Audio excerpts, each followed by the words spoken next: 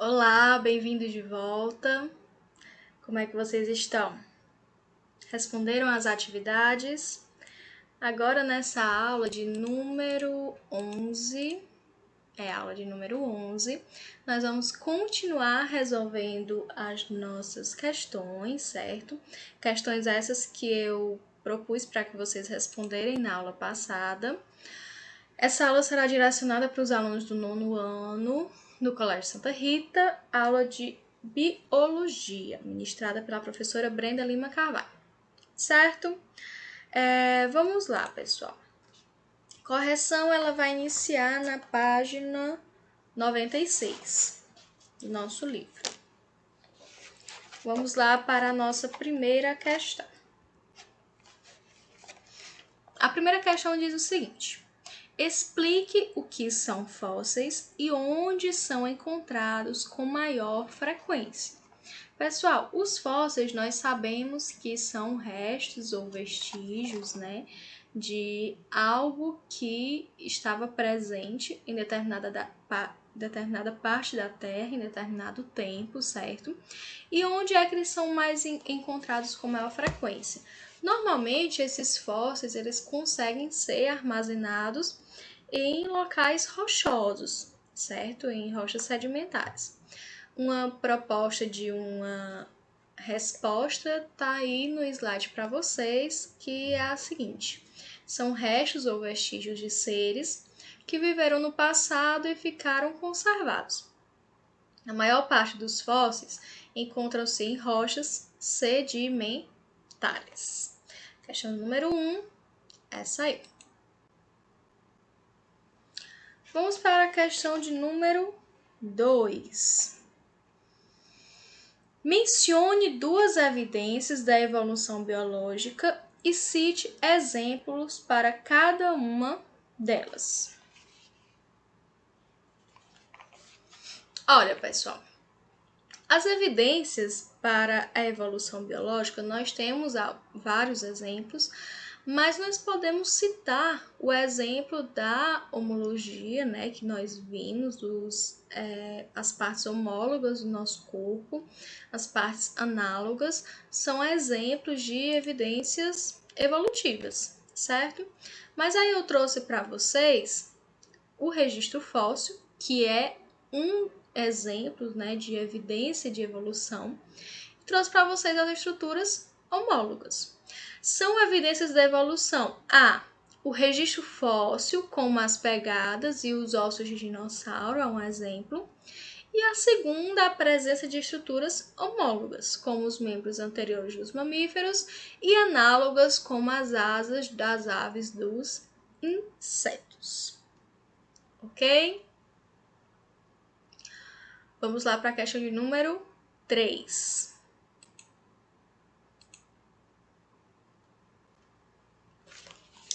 A questão de número 3 diz assim: qual é a diferença entre as unidades de conservação de proteção integral e as unidades de conservação de uso sustentável?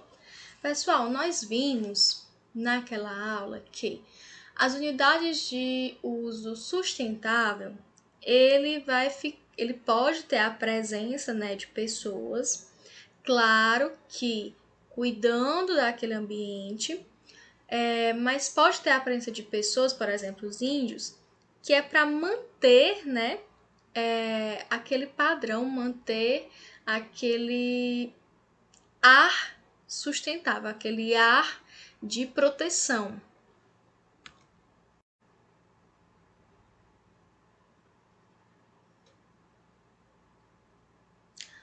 Vamos para a questão de número 3. A questão número 3 diz assim: qual é a diferença entre as unidades de conservação de proteção integral e as unidades de conservação de uso sustentável? Gente, olha, as unidades de conservação de proteção integral, nós sabemos que são aquelas que só permitem a utilização de forma indireta, né?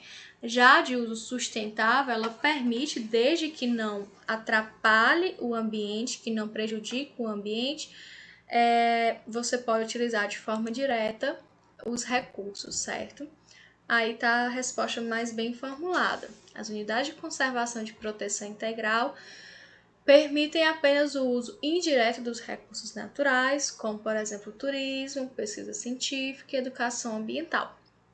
Já as unidades de conservação de uso sustentável permitem o uso direto dos recursos naturais, desde que seja feito de forma sustentável. Ok? Vamos para a questão de número 4, e essa questão é um pouco mais de análise. Vamos analisar o que o texto nos traz e o que ele está nos pedindo. Vamos lá para a leitura. Por favor, me acompanhe pelo livro. Leia o texto a seguir e faça o que se pede. Nascentes verdes, rios vivos. A região de Nazaré Paulista é prioritária para ações de conservação ambiental e de restauração de Mata Atlântica por se localizar na cabeceira da bacia hidrográfica do rio Piracicaba e por abrigar o reservatório de água do rio Atibainha, que junto aos reservatórios Cachoeira, Jaguari-Jacareí e Paiva-Castro compõe o sistema Cantareira. Desse sistema depende o abastecimento de água de cerca de 14 milhões de pessoas, 5 milhões no interior, 9 milhões na região metropolitana de São Paulo. Diversos remanescentes de Mata Atlântica dessa região, além de abrigarem espécies da fauna e da flora em níveis variados de ameaça de extinção, proporcionam um dos serviços ecossistêmicos mais importantes para o ser humano, a proteção dos mananciais. A letra A. Você sabe o que são mananciais? Primeiramente, pesquise no dicionário e escreva com suas palavras uma definição no seu caderno. Vocês fizeram a pesquisa no dicionário da palavra manancial? Trouxe aqui para vocês uma definição, que são todas as águas superficiais ou subterrâneas que podem ser usadas para o abastecimento público. O próprio texto falou sobre isso, como por exemplo, nascente, rios, lagos, represas ou lençóis freáticos. A B, ela diz assim: qual a importância de se recuperar e preservar a Mata Atlântica na região da Nazaré Paulista? Por que é importante? É a mesma coisa de perguntar por que é importante manter a biodiversidade, certo? Pelas mesmas questões. Preservação de vida no meio. É uma área de ocorrência de nascentes e rios que são usadas para abastecimento de milhares de pessoas, como vocês viram no texto. E preservar o ambiente ajuda a garantir uma boa qualidade de água, consequentemente, ajuda a garantir uma boa qualidade de vida. Vamos para a questão de número 5. Biodiversidade pode se referir tanto à variedade de espécies em um ambiente, como à variedade de indivíduos de uma mesma espécie. Sendo assim, como é que é possível relacionar a biodiversidade com a questão evolutiva, pessoal? Quanto maior a biodiversidade, ou seja, quanto maior a quantidade de espécies, quanto maior a variabilidade entre espécies, a variabilidade de características, a variedade de fatores, né, que podem ser selecionados, maior será essa questão evolutiva, essa questão da seleção natural. Nós sabemos que a seleção natural ela vai agir sobre os mais bem adaptados ao meio. Então, quanto maior essa diversidade, mais organismos adaptados nós teremos no nosso meio, certo? E aí, consequentemente, mais descendentes com características boas e adaptadas teremos no meio, ok? A questão ela responde que quanto maior a biodiversidade, maior a variedade de características e fatores que podem ser selecionados por seleção natural. Assim, maior é a chance de existirem adaptações específicas para cada situação específica. Ok? Vamos para a próxima questão. Questão de número 6. Analise aí no livro de vocês as imagens das asas de um inseto e de uma ave e responda. Nós temos aqui uma asa de inseto, né, que ele vai ter a nervura e ele vai ter a quitina, né, o exoesqueleto de quitina. Nós vimos aqui também a asa de ave, que vai ter ossos na mão, penas e ossos no antebraço e no braço. Daí, pessoal, trata-se de estruturas homólogas ou análogas? Explique. Vendo essa imagem, pessoal, dá para perceber que a asa de inseto e a asa de ave, elas são provenientes do mesmo ancestral comum? Eles compartilham o mesmo ancestral comum? Dá para vocês notarem que não, eles não compartilham o mesmo ancestral comum. Por causa principalmente dessa questão do exoesqueleto de quitina, o outro ele vai ter esqueleto ósseo. Então, eles são estruturas análogas. Qual a resposta que o nosso slide trouxe? As asas de inseto e a asa de ave são estruturas análogas, uma vez que, apesar de adaptadas para voar, possuem origens evolutivas diferentes, ou seja, elas não vão compartilhar um ancestral comum. Essa é a resposta correta. Questão de número 7. Uma mineradora realizou estudos geológicos em uma determinada região e verificou que há grande chance de haver reservas de um mineral valioso na área. No entanto, a região em questão fica dentro de um parque estadual. A atividade de mineração pode ser permitida dentro dessa área, sim ou não? Justifique a sua resposta. Pessoal, dentro dos conceitos que eu trouxe para vocês sobre áreas que poderiam ser atuadas de forma indireta ou indireta, nós tínhamos a dos parques estaduais, certo? O parque estadual, ele não pode utilizado para esse devido fim. Por quê? Porque ele trata de uma unidade de conservação de proteção integral. Você só pode usar esse tipo de parque estadual para usos indiretos, de forma indireta, para turismo, para pesquisa. Então, aqui na nossa questão ela já está dizendo, não, pois se trata de uma unidade de conservação de proteção integral, só pode ser feito de forma indireta a utilização desse local. Vamos agora para a página 98. Página 98, pessoal, quem respondeu essa questão teve que bater um pouco cabeça, certo? Eu quero que vocês tenham respondido, porque sabendo responder ela, quando a gente for fazer nossa avaliação, vai estar assim, afiadíssimo nessa questão de filogenia, certo? Vamos analisar.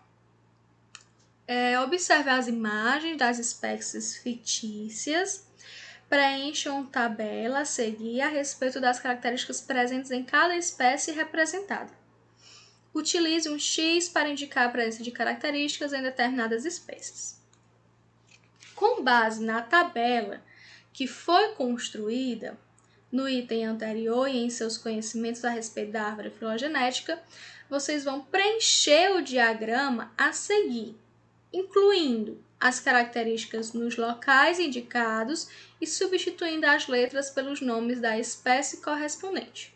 Considere para isso a espécie lesmo simples como aquela que possui registro fóssil mais antigo. Então, pessoal, se a lesmo simples é a que tem um registro fóssil mais antigo, então ele vai ser o que compartilha de maior características, ou melhor, vai ser aquele que compartilha características primitivas. Ele vai ter as primeiras características primitivas e a partir dele vai descender as outras espécies com características adaptativas mais bem avaliadas, mas bem vistas, certo? Do isso, nós vemos que a lesmo simples, ela vai ter as seguintes características. Na imagem da página 97, viu, pessoal? Ela vai ter uma cauda, né? Vai ter a aparência das patas, das antenas, só que ela não vai ter a presença de espinhas dorsais, né? Nas costas, não vai ter essa presença. Precisa de algumas escamas. O que é que ele vai considerar aí? O corpo alongado e mole, as garras nos pés, verrugas na cauda, olhos pedunculados e espinhos nas costas. Vai considerar isso a partir daquela imagem, certo? Então vamos primeiro. Qual critério você utilizaria para escolher a posição de cada espécie na árvore filogenética construída? Nós sabemos, pessoal, que para construir uma árvore filogenética, nós temos que ver o número de características que são compartilhadas entre as espécies, certo? E devemos ver qual é a espécie que é mais primitiva e qual a espécie que é mais adaptada ao ambiente. Mais primitiva nessa questão é os lesmos simples, né? Que você vai ver que ele vai ter as características mais primitivas possíveis. E nós vemos que os lesmos verrucoides, ele vai ter mais características corpóreas adaptadas ao meio. Ele vai ter garras, ele vai ter verrugas, ele vai ter espinhos dorsais, entre outras questões. Então, qual o critério que você utilizaria para escolher a posição de cada espécie na árvore filogenética construída? O primeiro critério seria escolher as posições de cada espécie com base no número de características que compartilhavam com as outras espécies em questão, certo? Vamos para o número 2. Quais características são compartilhadas por mais espécies? Pessoal, a principal característica que é mais compartilhada entre as espécies, que nós vemos que tem em todas as 4, dessas que são citadas na página 98, a garra nos pés, ele não é compartilhado pelas 4 espécies. Verruga na cauda, ela só vai ser compartilhada a partir da espécie de letra D. Os espinhos dorsais, nós vemos também que só vão ser compartilhados a partir da segunda espécie. Então, corpo alongado e mole, ele está presente nas 4 tipos de espécies. E os olhos pedunculados, ele vai estar presente nos 4 tipos de espécies. A característica que é mais compartilhada é o corpo alongado e mole e os olhos pedunculados. Terceira questão. As características espinho nas costas está presente em quais espécies, pessoal? Só observar. A espinha é presente nas lesmos espinarnes, é presente nos lesmos peses e é presente nos lesmos verrucoides.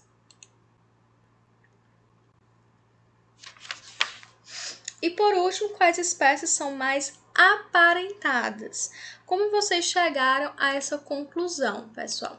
A espécie que é mais aparentada é a lesmos peses e as lesmos verrucoides. Por quê? Ela vai compartilhar o maior número de características. Por exemplo, eles vão ter os olhos pedunculados, certo? Eles vão ter corpo mole e alongado, eles vão ter garras, eles vão ter as espinhas dorsais. O que é que eles não compartilham ainda de todas essas questões? Eles não compartilham somente as verrugas nas caudas, que é uma questão adaptada, mais adaptada desses lesmos verrucoides. Mas eles são os mais aparentemente parecidos, mais próximos, quando falamos dessa questão de parentesco. Ok? Então, pessoal, corrigimos algumas das questões. Na próxima aula, vamos continuar corrigindo as questões que foram propostas naquela outra aula. Resolução de atividades, quais são as questões que nós vamos resolver? Vamos resolver as questões da página 262, questões de número 1, 2, 3, 4, 5, 6, 7, 8, 10, 11 e 12. Outra coisa que eu queria falar para vocês também é que na nossa escola estará disponível já a nossa revisão desse mês, certo? Então, encerrou já essa aula, você já pode procurar a nossa revisão. Estará disponível também, acho que pelo Drive, certo? Então, procurem a revisão, já vão estudando, responda ela sem auxílio de livro algum, certo? Para ir testando os seus conhecimentos e aguarde a nossa próxima aula. A nossa próxima aula vai ser de resolução de atividade e a outra será de resolução da nossa revisão escrita, certo? Então, aguardo você na próxima aula com essas questões aí todas respondidas. Até a próxima aula. Tchau!